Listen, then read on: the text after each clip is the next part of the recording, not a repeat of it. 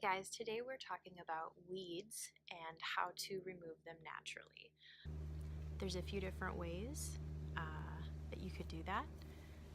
I'm going to show you my favorite way for handling weeds that are in the lawn, so not in the vegetable garden where the ground is usually looser and healthier. It's usually easy to pull those ones up right by the root, but when it's in your lawn, the ground tends to be more compacted and it ends up being a really tedious job.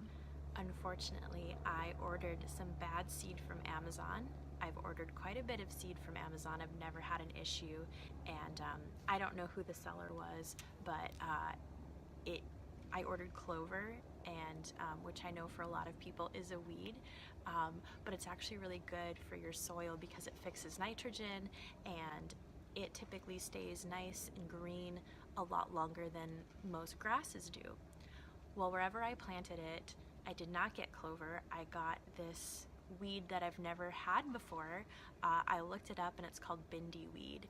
And basically, once it goes to flower, the seeds end up being really spiky and thistly. So I definitely want to get rid of these weeds, and I'm going to show you a natural way to do that.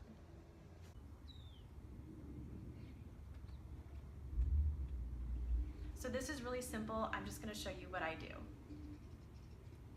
So you'll want to bring your water to a boiling temperature, and I just happen to use this tea kettle because it's really fast and easy.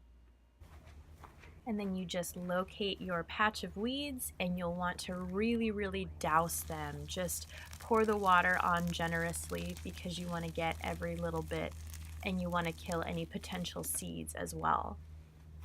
And just one word of caution, this boiling water is going to kill any beneficial insects, bacteria, or microbes in the top layers of your soil. So you wouldn't want to use this in, say, your vegetable garden where you want to keep those beneficials intact, but I think it's really okay for the lawn where we're not growing any food and we don't rely so much on the beneficials.